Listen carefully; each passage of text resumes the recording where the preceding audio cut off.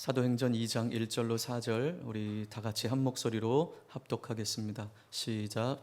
오순절 날이 이미 이름에 그들이 다 같이 한 곳에 모였더니 호련히 하늘로부터 급하고 강한 바람 같은 소리가 있어 그들이 앉은 온 집에 가득하며 마치 불의 혀처럼 갈라지는 것들이 그들에게 보여 각 사람 위에 하나씩 임하여 있더니 그들이 다 성령의 충만함을 받고 성령이 말하게 하심을 따라 다른 언어들로 말하기를 시작하니라. 아멘. 네, 오늘은 성령 강림 주일입니다. 예수님이 부활하시고 승천하시면서 약속하신 그 약속의 성령이 임한 그 날을 기념하며 또 이 절기를 우리가 함께 같이 보냅니다. 오늘 본문 1절을 보면 그 약속하신 성령이 임한 때는 언제였습니까? 오순절 때였습니다. 이스라엘의 그 3대 큰 명절 절기가 있는데 그 3대 절기 중에 하나가 바로 이 오순절입니다. 이 오순절은 6월절 후 첫 안식일 다음 50일째 되는 그 날, 또 77절이라고도 부르기도 합니다. 77에 49, 그 다음 날. 그래서 안식일이 7번 지난 다음 날이라고 해서 77절이라고도 부르는 이 오순절에 바로 성령이 임하셨습니다. 오늘 1장 14절에 보면 한 마음으로 기도에 전념할 때 이들에게 성령이 임했습니다. 그래서 1절에도 그들이 다 같이 한 곳에 모였더니 그랬습니다. 이들이 예수님께서 말씀하신 그 성령님을 고대하고 기다리면서 다 같이 모여서 한 마음으로 기도할 때 이들이 다락방에서 한 마음으로 120명의 성도들이 모여서 간절히 기도할 때 성령이 임하게 되었습니다. 오늘 이 본문 말씀에 그럼 그 오순절 날에 임했던 그 성령이 어떻게 임했는지를 표현하고 있어요. 2절과 3절 말씀을 보면 첫 번째 성령이 어떻게 임했습니까? 호련히 임했다 그랬습니다. 여러분, 이 호련히라는 말은 갑자기라는 말이에요. 아무런 예고 없이 갑자기 일어난 사건을 이 호련히라는 말로 표현해 주고 있습니다. 그러니까 이 말은 사람들이 준비하고 또 서서히 진행된 사건이 아니라는 거예요.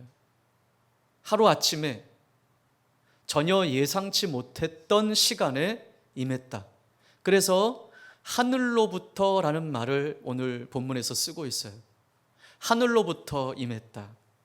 그러니 성령 강림 사건은 사람이 주도한 사건도 아니고 차차 준비된 서서히 진행된 사건도 아니고 하늘로부터라는 이 말 앞에 처음부터 끝까지 하나님께서 주도하신 사건이라는 것입니다. 하나님께서 주도하심으로 갑자기 예상치 못했던 시기, 그러나 성경이 예언된 대로 오순절 날에 성령이 임했습니다. 제자들이 함께 모여서 다락방에 120명의 제자들, 성도들이 모여서 간절히 기도했기 때문에 성령이 임했다. 예, 그 말도 맞아요. 그러나 이 사건은 전적으로 하나님이 주도한 사건이었습니다. 그러나 그들이 그곳에 다락방에 함께 모여서 간절히 기도하지 않았다면 이 오순절 날에 임했던 이 은혜도 경험하지 못했겠죠. 그러니 서로 필요 충분 조건인 거예요. 그러나 우리가 기억해야 될 건 전적인 하늘의 주도적인 사건이었다. 두 번째, 오늘 이 성령이 임한 이 사건을 이렇게 표현합니다. 급하고 강한 바람 같은 소리가 있었다. 바람 소리가 아니라 바람 같은 소리예요. 그러니까 이 소리가 정확히 어떤 소리인지 우리는 몰라요. 그러나 한 가지 분명한 것은 이 땅에서는 결코 들어보지 못한 천상의 소리였다라는 거예요. 이것을 성경은 바람 같은 소리로 표현하고 있어요. 부인할 수도 그렇다고 설명할 수도 없는 이 소리가 거기에 모인 모든 성도들, 제자들의 귓가에 들렸습니다. 분명하게 들렸습니다. 바람같이 성령이 임했습니다. 여러분, 이 바람이라고 하는 말은 히브리어의 영과 같은 단어예요. 그러니까 때로는 바람할 때 이 단어를 쓰고 때로는 영을 이야기할 때 이 단어를 써요. 같은 말이에요. 같은 단어를 쓰고 있어요. 여러분, 하나님이 처음 사람을 지으시고 그 코에 무엇을 불어넣으셨다고 그랬죠? 생기를 불어넣으셨다고 그랬어요. 그 생기가 바로 같은 단어예요. 하고 하나님이 생기를 불어넣으셨어요. 그때 하나님의 생기를 불어넣으시니 그때 사람이 산 거죠. 그 생기가 바로 같은 단어예요. 따라서 이 바람은 영적인 생명력을 강조하고 있는 거예요. 상징하고 있는 것이에요. 오순절날에 임했던 이 성령이 바람같이 임했다라고 하는 것은 생명력 있게 거기 모인 모든 제자들에게 임했다라는 것입니다. 생명력이 있는. 여러분, 에스겔 37장에도 우리가 같이 나눈 말씀이지만 그 골짜기에 마른 뼈들에게 하나님 말씀을 대언될 때 하나님의 생기가 사방에서 불어왔다고 그랬습니다. 이 생기가 바로 이 바람, 영 같은 단어예요. 그러니 하나님의 생기가 사방에서 불어와서 그 죽은 자를 살리는 바람이 되었던 것이죠. 그래서 이 생기는 죽은 사람을 살리는 바람입니다. 성령의 바람입니다. 오순절 날에 거기 모인 모든 성도들에게, 제자들에게 이 생기의 바람이 불어온 것이에요.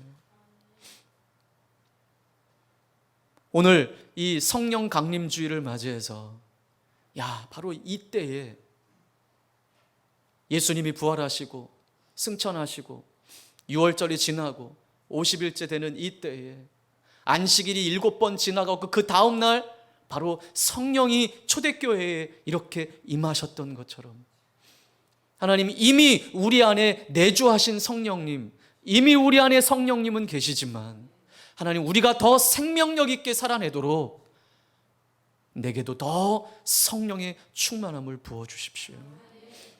생기의 바람이 나에게 불어와 나를 살아내게 해주십시오. 네. 무기력한 내 영혼, 내 마음, 그래서 뭔가를 하고 싶을 의욕도 생기지 않는 우리의 이 심령 가운데 생기가 불어오게 해주시도록 우리는 그렇게 기도해야 될 줄 믿습니다. 세 번째, 어떤 표현을 쓰고 있습니까? 어떻게 성령이 임했습니까? 마치 불의 혀처럼 갈라지는 것들이라고 표현하고 있어요. 이렇게 불이 막 불꽃이 이를 때 막 그렇게 갈라지는 그것이 각 사람 위에 임했습니다. 이 구약에서 이 불은 하나님의 임재를 상징하는 것이었어요.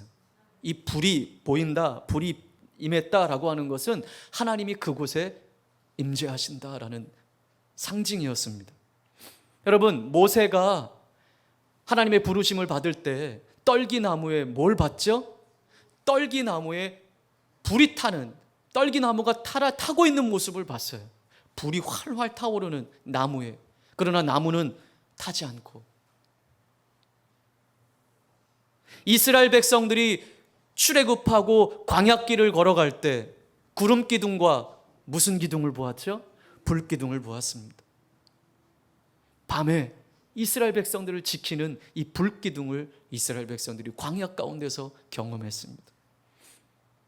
솔로몬이 성전을 짓고 하나님 앞에 봉헌할 때 하늘에서 하나님의 불이 임했습니다. 갈멜산에서 엘리야 선지자가 기도할 때 하늘에서 불이 내려와 그 제단과 제물을 다 태워버렸습니다. 불이 임했다고 하는 것은 하나님이 그곳에 임재하셨다는 거예요. 하나님이 임재의 상징인 것입니다. 더불어 불이 임했다라고 하는 것은 하나님의 임재의 상징과 더불어 하나님의 능력을 상징하는 것입니다. 하나님의 능력. 그러면 그 성령의 불이 임하는 것, 하나님의 능력이 임하는 것인데 그 능력은 무엇인가? 우리를 정결케 하는 능력입니다. 우리를 깨끗게 하는 능력입니다.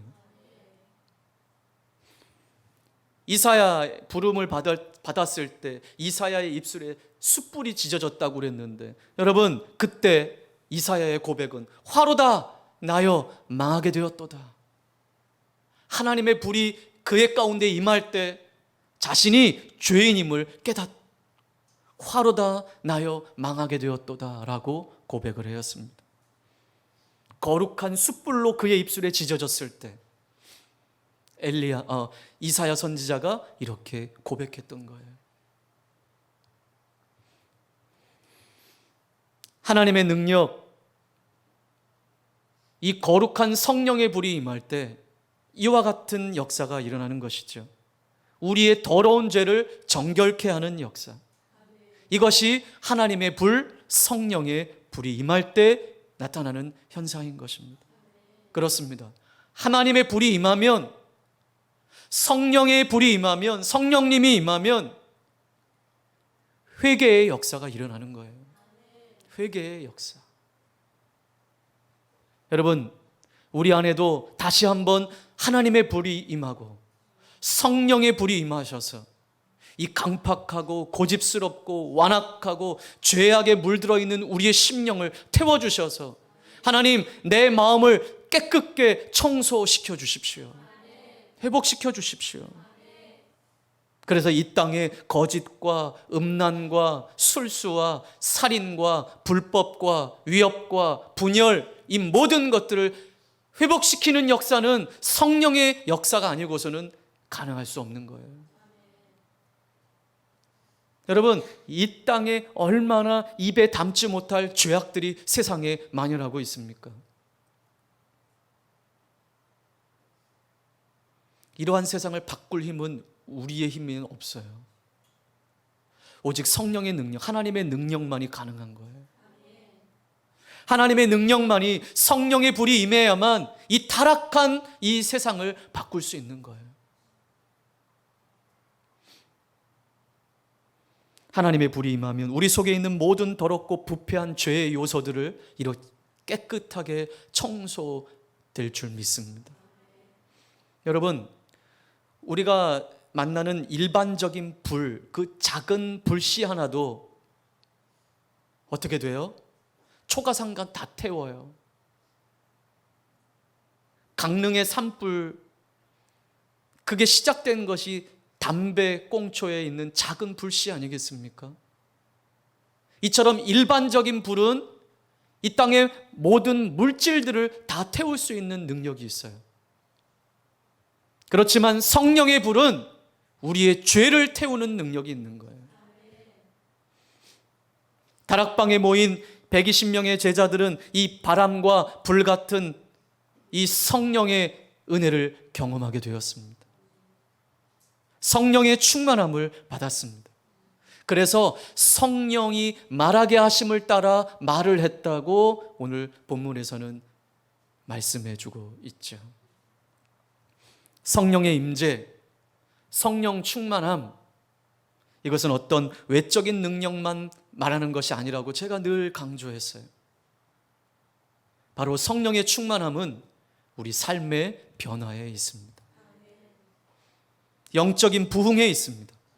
삶의 변화, 영적인 부흥, 이것이 곧 하나님의 능력인 것입니다. 이 능력이 오순절날 그 120명의 제자들에게 임한 것이에요.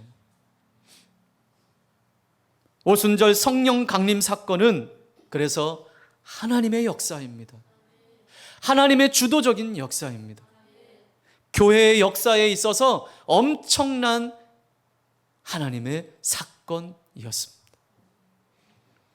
이처럼 기독교 역사 속에 성령이 임한 이 부흥의 순간들이 온 세대 가운데 간증거리로 남아있지 않습니까? 성령이 임하면 회개의 역사가 일어나는 거예요. 네.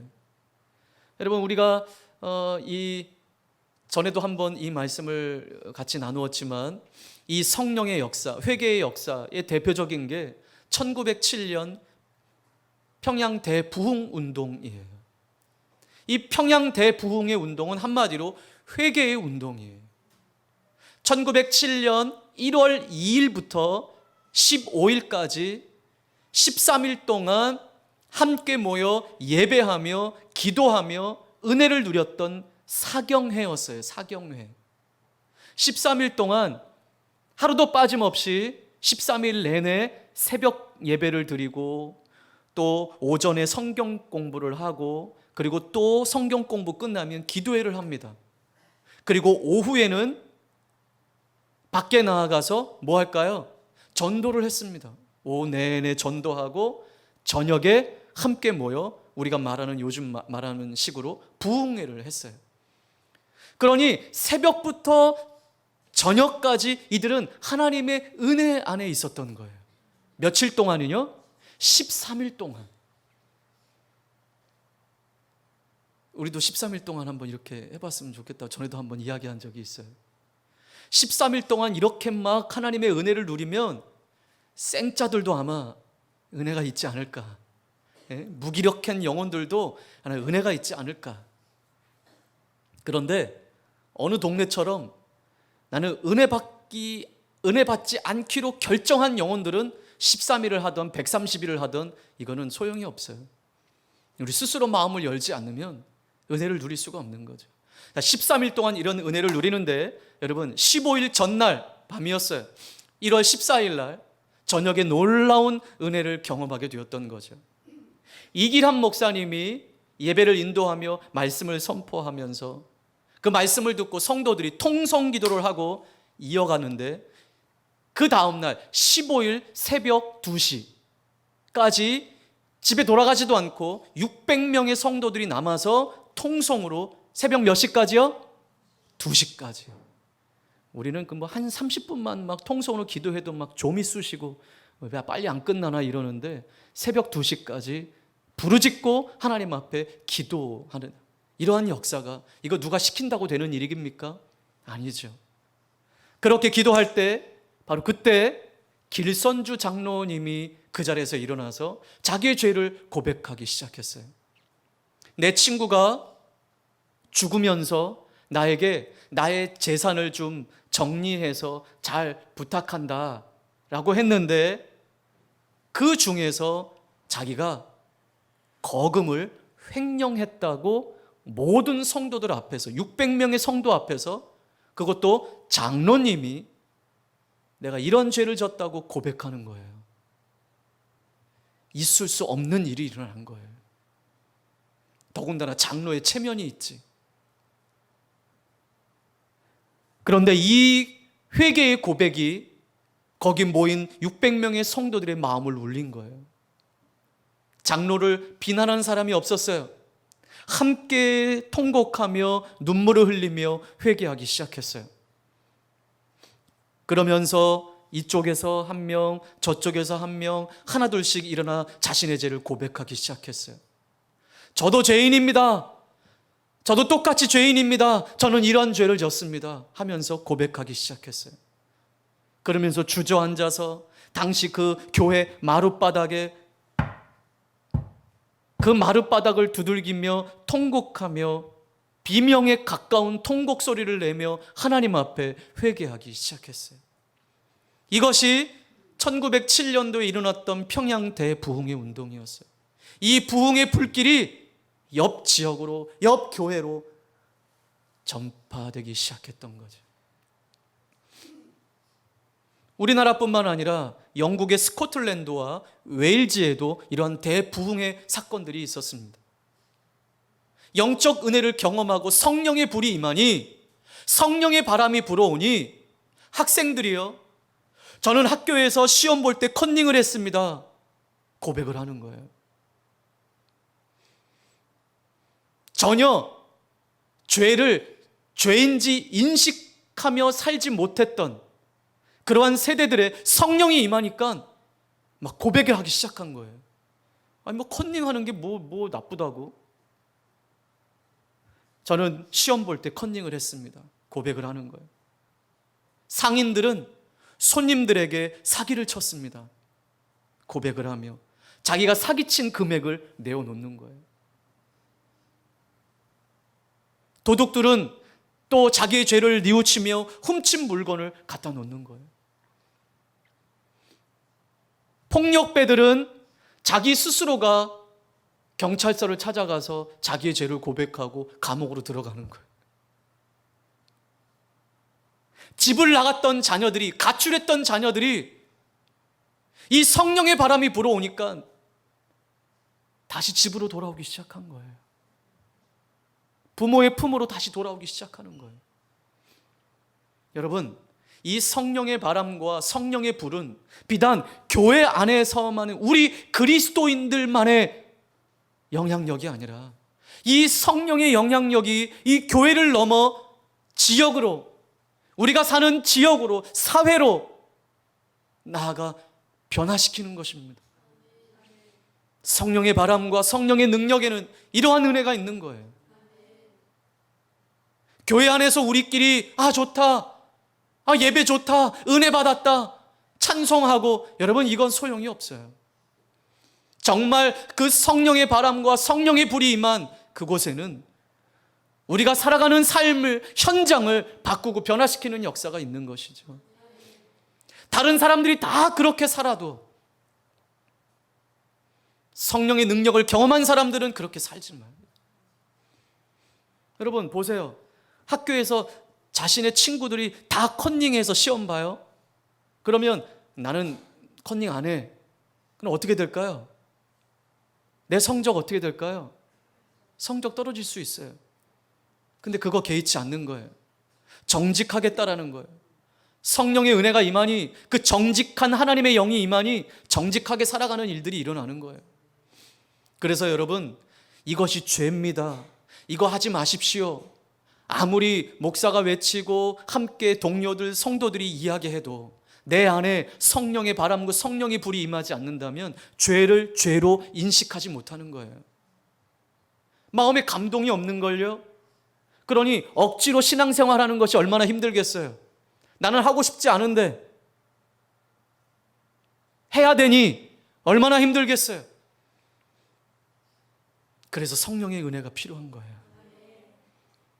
이것이 바로 성령의 불, 바람 같은 성령이 임한 결과였습니다. 지금 이 은혜가 우리가 살고 있는 이 시대에 필요합니다. 온갖 불법이 행해지는 이 시대, 예수 믿는 사람이나 믿지 않는 사람이나 다를 바가 없는 거죠. 성경책은 들고 교회는 오지만 종교인들이에요. 교회는 점점 기업화가 돼갑니다. 세상의 조직을 따라가려고 합니다. 교회도 조직화돼야 된다고. 그래서 기업화가 돼가고 조직화가 돼가고 점점 대형화가 돼가고, 좋은 건물과 좋은 장비들과 좋은 일꾼들, 라이센스 가지고 있는 많은 일꾼들, 이러한 자들이 교회 안에서 또 거들먹거리고 자신의 달란트를 자랑하고 하나님과는 전혀 상관없이 자신들의 달란트만 뽐내는 장기 자랑하는 곳이 되고 말았어요.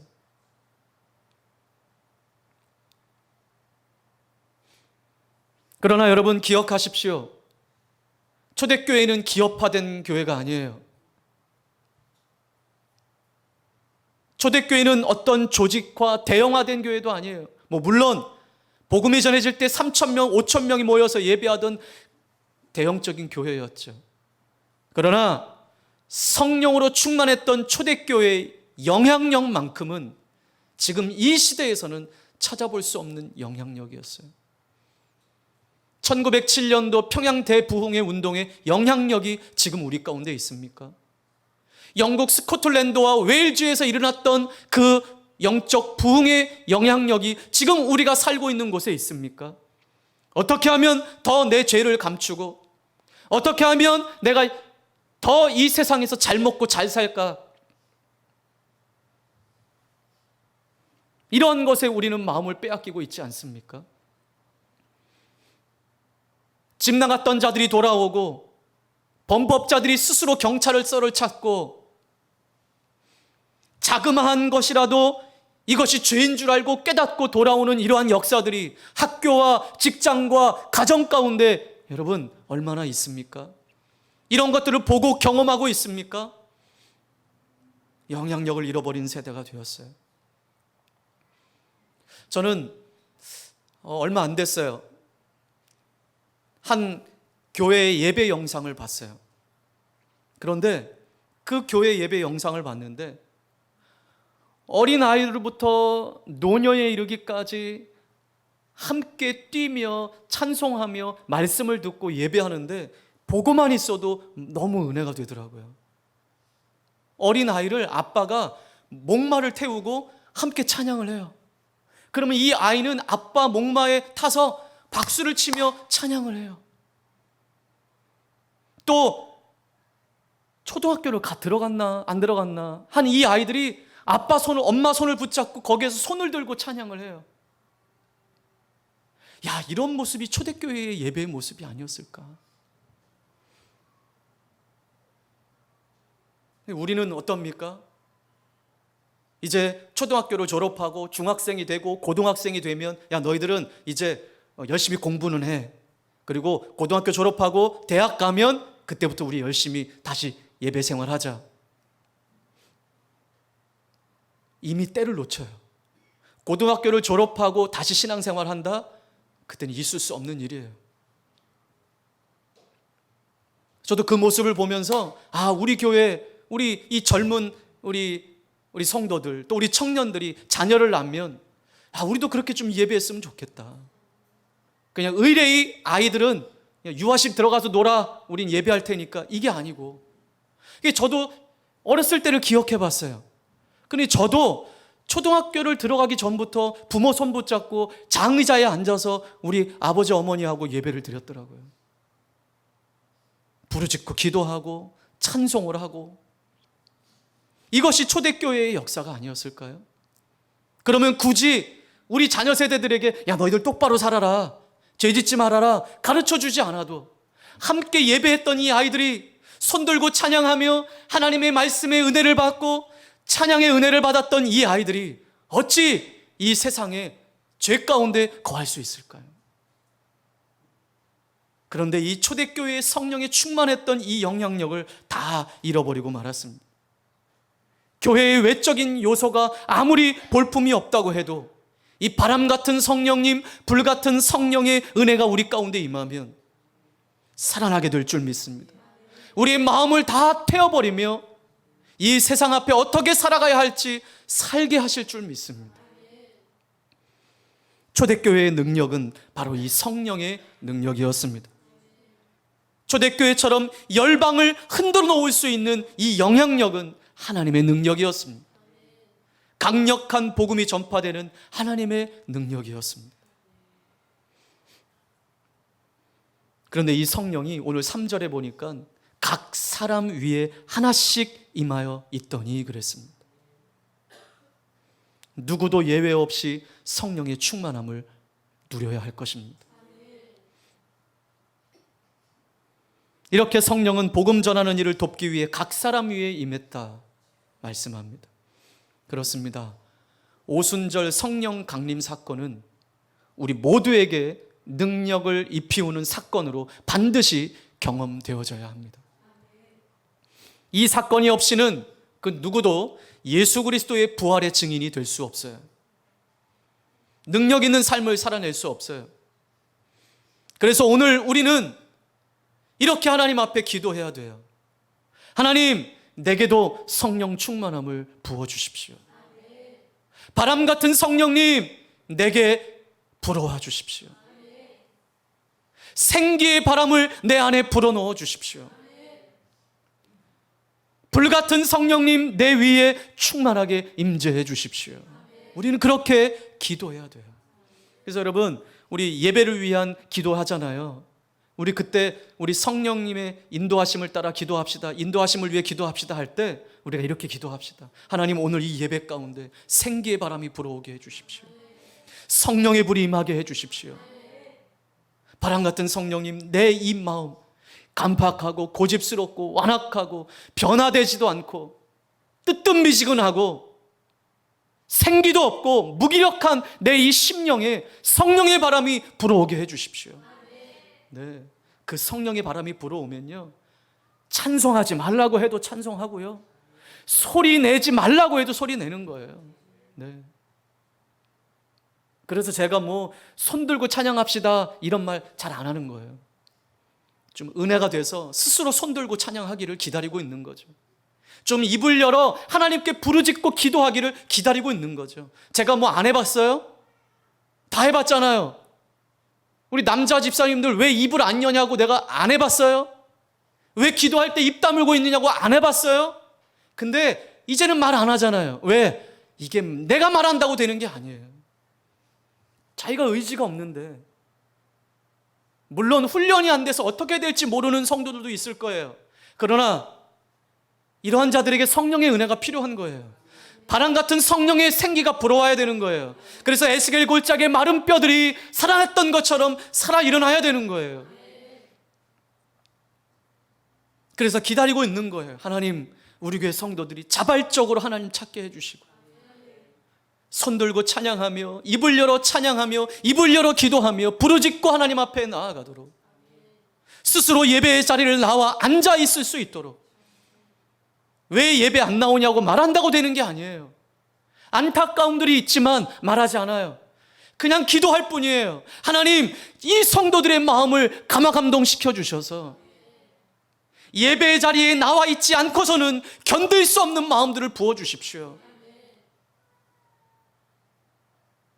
예배하지 않는 이때에, 어느 누구도 하나님을 찾지 않는 이때에 그저 고상하게 예배하고 종교인이라고 하는 타이틀만 갖고 있는 이 시대 가운데 정말 성령 강림주일, 오순절날 이 다락방에 임했던 이 성령의 바람과 불이 임하기만 한다면